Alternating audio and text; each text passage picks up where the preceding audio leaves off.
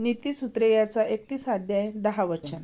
सद्गुणी स्त्री कोणाला प्राप्त होते व तिचे मोल मोत्याहून अधिक आहे. यस, आमेन. किती अद्भुत वचन आहे ना हे. आणि तसंच आपण आणखीन एक वचन पाहूया. नीतिसूत्रे याचाच 31 अध्याय 30 वचन. सौंदर्य हे भुलवणारे आहे, पण लावण्य व्यर्थ आहे.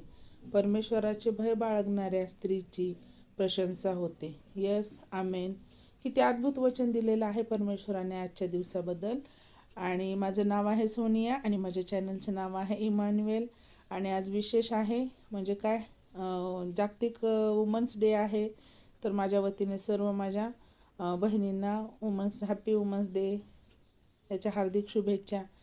तर किती अद्भुत वचन आहे. बायबलमध्ये एक स्त्रीला खूप असं खंबीर आणि सामर्थ्यशाली दाखवलेलं आहे.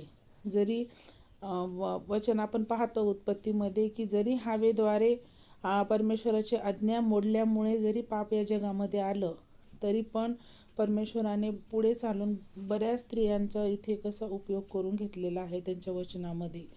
तर त्याच्यामध्ये आपल्याला असे बरेच उदाहरणं सांगता येतील. हन्नाचं किती अद्भुत उदाहरण आहे ना, की हन्नाने किती तळमळीने जीव तोडून परमेश्वराकडे प्रार्थना केली आणि त्याचं उत्तर परमेश्वराने तिला दिलं. आणि तिने ते जसं तिने परमेश्वराने जे तिने मागितलं ते दिलं, तसं तिने काय केलं, स्वतःचं मुलाचं समर्पण तिने परमेश्वराकडे केलेलं आहे. प्रियांनो, एस्तेर राणी आपण पाहतो किती अद्भुत रीतीने तिने राज्य केलं, पूर्ण प्रशासन तिने चालवलेलं आहे. भरपूर म्हणजे अशा अद्भुत उदाहरणं परमेश्वराने आपल्याला ह्या बायबलद्वारे सांगितलेले आहेत. आणि जेव्हा आपण आजची या आधुनिक युगातील स्त्री पाहतो, ती सुद्धा तितकीच मजबूत आणि खंबीर आहे. प्रियांनो, हो, कारण एक स्त्री म्हणून आपण सर्व जबाबदाऱ्या पारच पाडतो ना, घरचं, लेकरांचे, परिवाराचे सर्व गोष्टी पार पाडून आजची एक आधुनिक काळामध्ये जगणारी स्त्री ही काय वर्किंगसुद्धा आहे. ती तिचा जॉब पण सांभाळते. आणि हे करत असताना सुद्धा तिला परमेश्वराचं सहाय्य इतकं आहे की त्यामुळे ती सर्व कार्यातून काय व्यवस्थितरित्या पार पाडते आणि तिचा पावलोपावली हा विजय होत असतो. तर खूप अद्भुत रीतीने हे परमेश्वराचं वचन सांगते की काय म्हणते की सौंदर्य भुलवणारे आहे व लावण्य व्यर्थ आहे. हो प्रियांनो, सौंदर्य काय आहे, भुलवणारे आहे. म्हणजे हे तात्पुरते आहे ना, कालांतराने जसं आपलं वय होत जाईल तसं हे आपलं सौंदर्य काय नष्ट होणार आहे. आणि लावण्यसुद्धा व्यर्थ आहे, पण परमेश्वराचे भय बाळगणाऱ्या स्त्रीची प्रशंसा होते. हे आमेन. किती अद्भुत आहे की परमेश्वराचे भय जे स्त्री बाळगते तिची काय होणार आहे, प्रशंसा होणार आहे. हे कुठे, जागतिक आणि आध्यात्मिक परमेश्वराच्या राज्यात सुद्धा त्या स्त्रीची प्रशंसा होणार आहे. आणि 31:10 वचन काय सांगते की सद्गुणी स्त्री कोणाला प्राप्त होते, तिचे मोल मोत्याहून अधिक आहे. किती अद्भुत आहे हे. म्हणजे ज्या व्यक्तीला, ज्या पुरुषाला सद्गुणी स्त्री ही प्राप्त होते ना, तिचं मोल हे काय आहे, मोत्याहून खूप अधिक आहे, असं वचन सांगते परमेश्वराचं. प्रियांनो, खूप खूप अद्भुत वचन आहेत आणि आपण प्रत्येक स्त्रीसाठी हे लागू होणारे आहेत.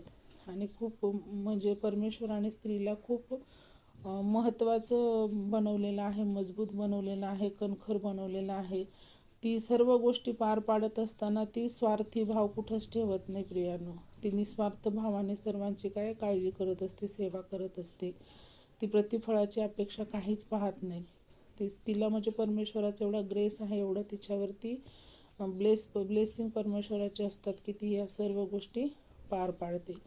तर आजच्या दिनाबद्दल मी परत एकदा माझ्या सर्व बहिणींना शुभेच्छा देऊ इच्छिते, हॅपी वुमन्स डेच्या. की सर्वांना हार्दिक शुभेच्छा. आणि आपण छोटीशी प्रार्थना करू.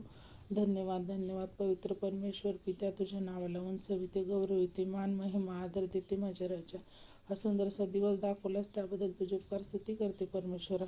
की त्या अद्भुत वचनाद्वारे तू स्त्रीचं महत्त्व बायबलद्वारे आम्हाला सांगितलंस त्याबद्दल तुझ्या नावाला धन्यवाद देते माझ्या राजा. हो परमेश्वरा, सद्गुणी स्त्री कोणाला प्राप्त होते, तिचे मोल मोत्याहून अधिक आहे. हो, कारण या जगिक जीवनामध्ये मोती याला खूप महत्त्व आहे. तर तुझं वचन सांगते की त्या स्त्रीचं मोल आहे ना, ते मोत्यापेक्षाही अधिक आहे. येस, आम्ही धन्यवाद करतो माझ्या राजा. हो परमेश्वर पित्या, तुला धन्यवाद देते माझ्या राजा. आणि परमेश्वराची भय बाळगणाऱ्या स्त्रीची प्रशंसा होते. यस, आणि होणार, होते आणि होतच राहील हे माझा विश्वास आहे देव बाप्पा. तर आजच्या ह्या वुमन्स डेच्या सर्व माझ्या बहिणींना मी शुभेच्छा देते परमेश्वरा. जिथे कुठे आज चर्चेसमध्ये जे काही कार्यक्रम होणार आहेत बाप्पा, ते सर्व तू आशीर्वादित केलेस म्हणून तुला धन्यवाद देते माझ्या राजा. हो परमेश्वरा, इथून पुढील वेळ काळ आम्हा सर्वांचं जीवन मी तुझ्या हाती देते माझ्या राजा. ही छोटीशी विनंती धन्य तारणाऱ्या प्रभू येशू ख्रिस्ताच्या प्रिय आणि गोड नावात केली म्हणून ऐकवी द्या. आमेन. Thank you so much.